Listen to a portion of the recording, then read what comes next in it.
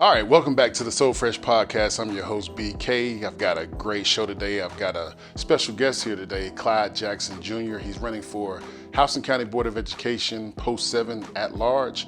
But before we get started on our interview, let's go ahead and go over a few dates. April 29th through May 17th is early voting. Please make sure you get out there and get ahead of the line so there's no excuses. But also just make sure you get out like we've talked about in the past. Get out there and exercise your right to vote. But most importantly, the main date that we want to focus on is May the 21st. May the 21st, which is the primary election. That's when everybody should get out there. There should be no excuses. We need to get these numbers up and we need to get out there and vote.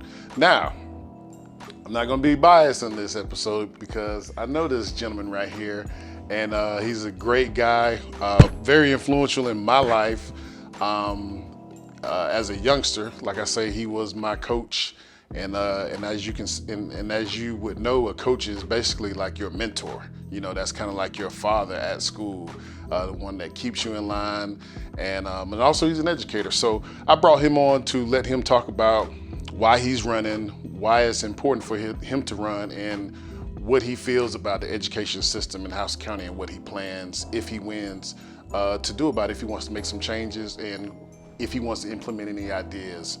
So first off, let's go ahead and welcome to the podcast, Clyde Jackson Jr. Appreciate it, Brian. Hey, no problem. No wind sprints today. Appreciate you for having me. All right, no problem. So before we get started, the most important question, who is Clyde Jackson? Well, that's a good question. You know, if you get named after your daddy, you know you got to be a good man. Right. And I got a son named after me, so he's going to be a good man. So the Clyde 3 are in the house tonight. I'm second.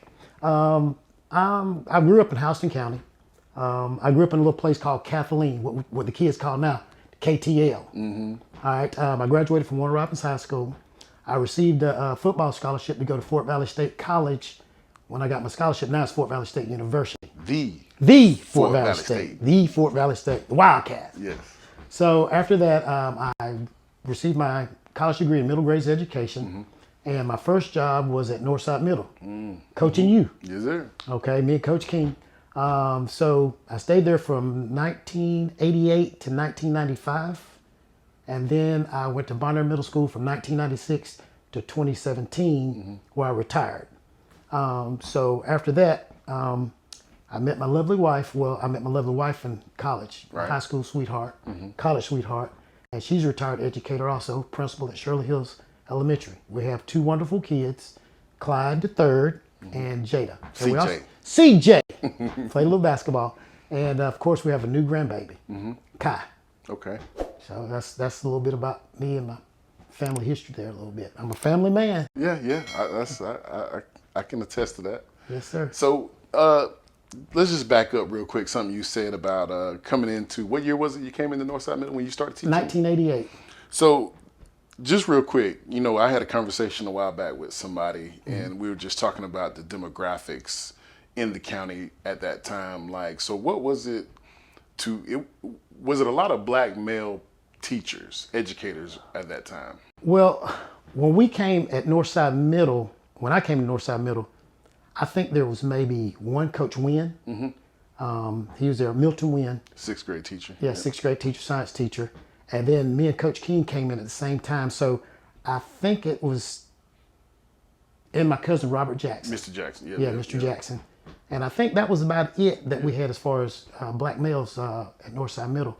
And we had, me and Coach King came in as coaches. He was a math teacher, I was a social studies teacher. So it wasn't a whole bunch of African-American males, but y'all looked up at us because we were young. Right. And y'all can relate to us. So. Yeah, well, it did a lot for us in a lot of ways. One, y'all were clean. Right. When y'all came to school.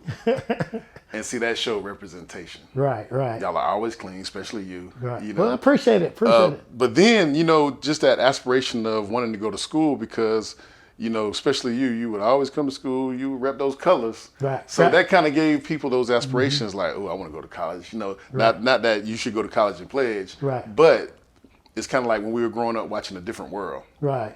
just that show alone and seeing people that look like you, Right. it resonated, which you knew that everybody kind of knew at that time. In order to be in this position, you Right. got to go to college. Right. So that did a lot for us just, back in the day. So, And we preach that one thing that people can't take away from you is an education. right. Mm-hmm. And we've tried to instill it in all of our players, especially our athletes. We're your scholar first, athlete second. Right. Yeah. So, and we made sure that y'all got your work before you came to practice. So that was one of the most important things that we could have implemented for the males and females at Northside Junior High. Junior High when y'all were there. Right. And now it's Northside Middle. Right. So let's go ahead and, for people that don't know, can you explain what the actual role of somebody being on the school board is? You got to be visible, accessible, and be held accountable. All right, it's already outlined what the role of a board person can do. Balance the budget, make sure the superintendent is held accountable, and make sure that the make changes and uphold the policies and procedures for the county. So starting off, if you win, is there a particular issue that motivates you to serve on the school board? So I figure when people say, hey, they make that decision, I think I want to run for the school board, there's some kind of issue in the backbone that says, I don't like how this is working, or I don't like how this is going. Maybe I feel like I have some ideas that I can implement and do some things different. Well, everybody has issues, and you can't please everybody. So as a board member, you only have one vote, and you have 7 members. So you got to talk it out, hash it out, and whatever issues you have, you can come to a consensus to where everybody can be pretty much on one page, and then hash it out, vote, and then make whatever best decision you can for that situation. Okay. All the years that you've been in education, what do you feel, I guess, that gives you the motivation and the experience to be on the board?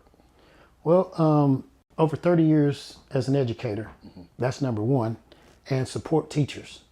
That's number 2. The teachers are the backbone. Right. Yeah, they pretty much work their tails off, and then don't get paid for it because they do extra stuff that you don't see. Teachers, I have a soft heart for teachers. Yeah. Because they're overworked and underpaid. Look, I respect teachers because I was a pandemic teacher for probably about a semester. Right. And I said, no more. No more. That's it. Look, I can't do this. I can't be teaching people and checking up on people, and that's when we had to pull up the Zooms. Right. And I had little kids. Right. He was kind of pretty much also shout out to my son. My son's on the camera today. Y'all already know Adam. But my son's in high school or middle school at the time. High school? Middle school. Middle school, probably. So he pretty much can manage. You might have to stay on him a little bit, but I still was dealing with a 3-year-old and a first grader. And then they had them on computers, on laptops. Right. He was doing Zoom. So at that moment, I realized that, what? I don't ever want to be a teacher. I admire teachers. I appreciate the patience to be able to, just have the fortitude to just do this all day, every day. Right. And even when I went to Fagermill Middle, I used to do the career day at Fagermill. Oh, yeah. And that was like 4 periods. So every time a new class would come in, I'm saying the same thing over and over. Mouth dry. I'm like, I don't see how teachers can just repeat themselves. All those different personalities. Those different personalities, man, you got them, and people just don't understand. You got to go through that as a teacher because you got over 100 personalities. And like you said, you can be a voice for the teachers, or I can be a voice for the teachers on the board. Because I've been through it. I've walked the halls, I've coached people like you who are doing a wonderful job, being successful, got professional athletes that I've taught. So it's rewarding as a teacher because they come back and look for you. Gotcha. And come back and talk to you, tell you appreciate you like you told me. I appreciate you, Coach, what you did for me. And that means a lot. All right, so Coach, let's go ahead and dive back into I guess the education part of the job, which the whole job is education. But talking about academic programs, what academic programs do you believe the district needs to address, and what are some of those changes that you would make if you had the opportunity to, if you won, to say, you know what, I want to make changes to some of these, academic programs, or implement it in as a vote? Okay. For kids who are college-bound kids, more AP classes, more dual enrollment opportunities, for career and technological track, more computer and coding, and of course, more exposure to AI. Gotcha. Yeah. Okay. And see, that's the thing. And it seemed like in the beginning the school was pushing away from AI, but I also think that it's a thing that needs to be implemented as well, because it's the future and it's not going anywhere. Yeah, that coding, the kids love coding. Yeah, and I always tell my oldest son that it's cool to use it. I like to see you use it, but at the same time, you still got to learn the material. Right. Because I'm not saying that's cheating, but at the same time, if you everybody started getting computers and technology to do the work for you, then you're not going to learn it. Right. So you had a long career in education, and you've actually just been through so many generations. Like I say, I think at that time I was 13. Now I'm 44. Giving away my age. But I want to talk about something just real quick, that just to see if you recognized it and the change. So they always say some schools in the county have had some drug issues or some drug problems.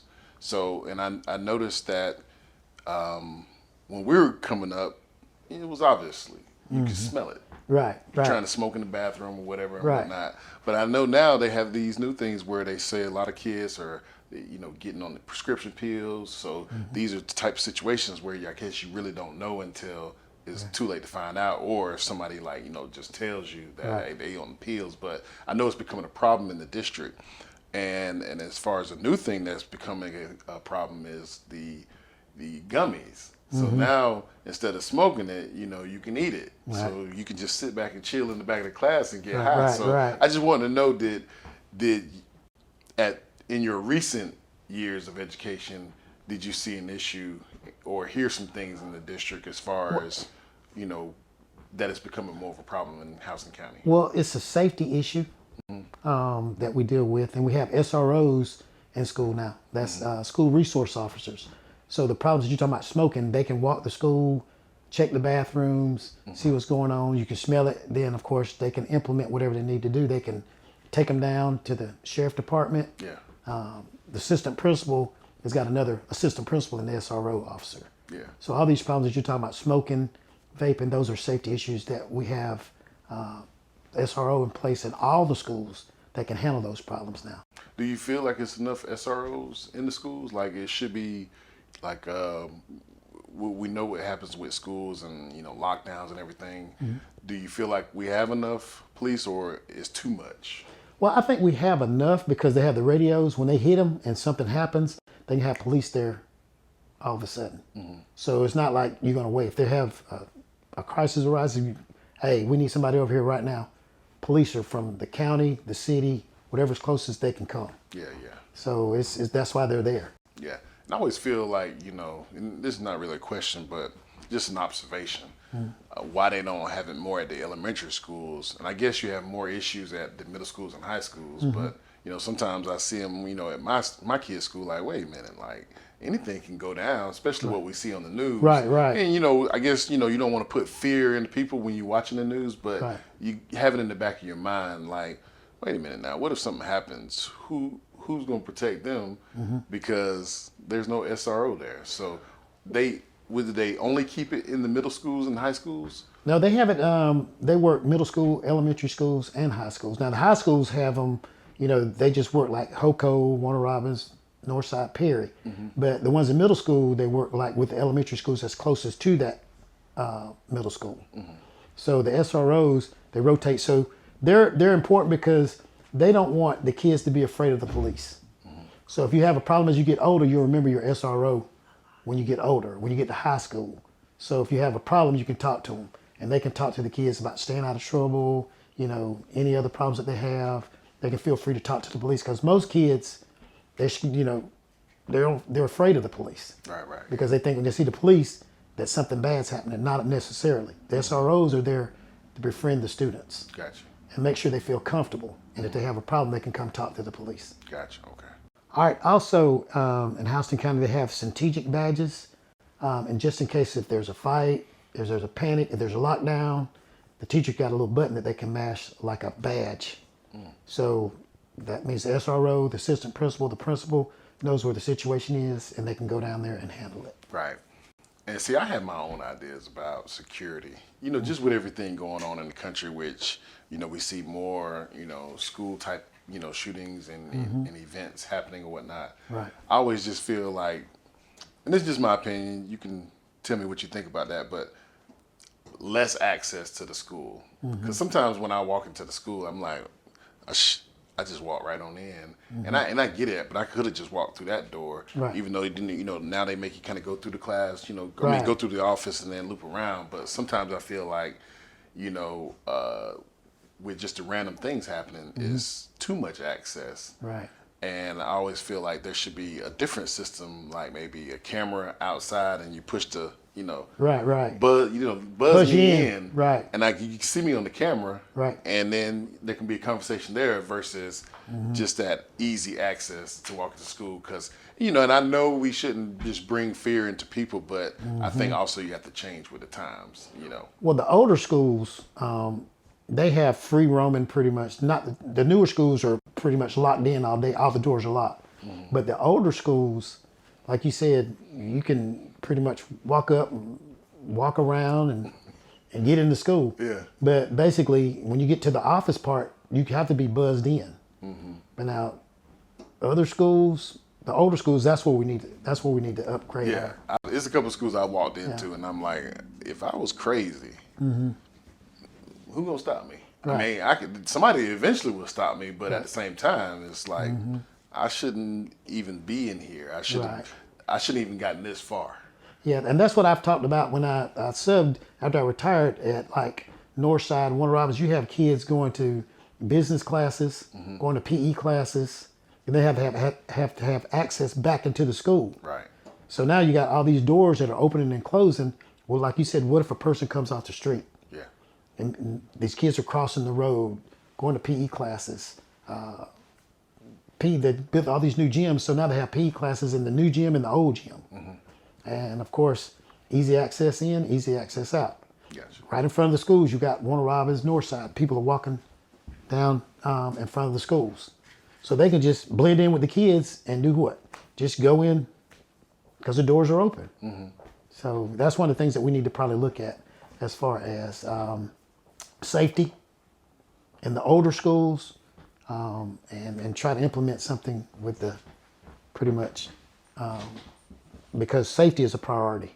Right. Like you said, your kids are there and you want to feel comfortable. So we got to do a lot better with the safety part. Yeah, yeah. So we're getting close to wrapping it up, but can you tell us real quick, through your time of teaching, starting in 89, correct? 88. 88 to now, what are some valuable lessons that you've learned, I guess you could say growing up in the school system? Yeah. Well, like when you guys grew up, we had parent support. Right. If we call your parent and told you Brian was messing up, what your dad's going to do? Oh, John coming up there. He's coming up there. Or your mom's coming up there. And then they're going to pretty much take you out and talk to you a little bit and do whatever they need to do. But nowadays, parents want to jump on the side of the kid. Even though you tell them this happened to your kid did this. Well, what did the other kid do? They don't want to hold the kids accountable. And we got to hold the parents accountable for what their kids do. I saw when that shifted. Like, why do you think that shift happened? Because kids are having kids. Yeah. Oh, yeah. Yeah, kids are having kids. Good answer. Moms are, grandma's raising the kid, and the kids, it's just what it is now. Yeah. So we got the younger generation experimenting, doing a whole lot of stuff now, because some moms are moms and dads. They have to go to work, and we have a lot of latchkey kids. So when they get home, guess what? Mom's not there, so what are they going to do? They're going to get with their buddies, they're going to do stuff that they're not supposed to do. By the time mom gets home, she finds out all the bad things that happen or whatever happened in the neighborhood. Then she's got to go investigate, and then we got another situation with the police involved and that type of stuff in their community. Gotcha. Very important question coming up. Okay. And the question is, why do you want to run for Houston County School Board post 7? Well, I've been doing it for over 30 years. I support my teachers. They're overworked and underpaid. So when you talk about the kids, I'm 100% for the kids. Whatever the kids need with our budget, we need to put it in that budget for whatever, no matter where you're from. On the east side of town, south side of town, west side of town. So we need to make sure the kids get what they need, and of course the teachers and the principals, the whole staff. Right, pretty much just deals with education, because they're overworked and underpaid. Coaches too, because as a coach, we might have to stand up there until the mom comes to pick the kid up, or we might even have to take the kid home. So we understand that. That's why we do it, because we love the kids, and we tell them that.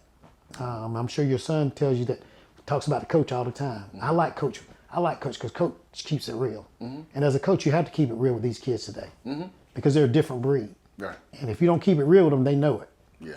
So we need to make sure that we love on our kids, love on our teachers, and make sure if I'm elected to the board, I'm going to be visible. I'm going to be in the schools. I'm going to talk to the teachers like I was teaching, talk to the coaches like when I was coaching. And of course, I've been on the front lines of all the stuff that we're talking about tonight. So as an educator, I'm for education 100% and supporting the teachers 100%. Is there a time that you'll ever go back to the school? Well, I just recently, I've been a sub ever since I retired. So I just can't get it out of my system. It seems like a lot of teachers or educators can't get it out of their systems, because that seems like that's the thing. You retire and then they end up back in the place where they left, which I get it. It's, especially for people who have a passion just for being around the kids and education, because, as they say, each one teach one, but you're going to make a difference with at least just that one person. And then when you bump into that person 10, 15 years later, and it's like, man, you know what? I might want to go back, Right. Well, Brian, within the next 5, 10 years, think about this. What's going to happen? We're going to have a shortage of teachers, because most of the teachers now are going to be doing what? Retiring.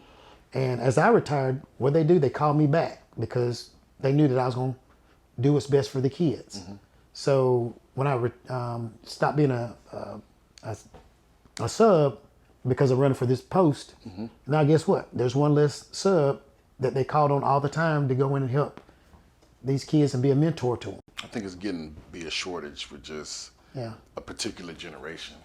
I don't want to call out a generation. Right. To just be able to work anyways. Right. But also I think maybe one of the reasons, I think it becomes a financial thing when you talk about, teachers. It's like, do I really want to do this? Because especially all the talk of like the shortage of pay. Right. So there's really no incentives to say, do you want to be a teacher? Right. Because when I was growing up, everybody was a teacher in my neighborhood. Right. I think my mom and maybe a couple other people were about the only ones that was not a teacher, but especially also just giving a shout out to Black women in Houston County. Like, we had some teachers, like we had a lot of educators. Right. And those educators were the people who kind of like, I guess, brought us along and kept us in line and whatnot. So I do think that financial stability and when you have other things compared to, like, well, why I want to go here and as they look at it as babysit somebody else's kids for, pennies on the dollar versus I can go over here. And I think, this new generation is chasing the dollar versus chasing the ambition of what they really want to implement into kids and education. So, well, the thing about it, we have 159 counties, and all these counties are competing for the best teachers.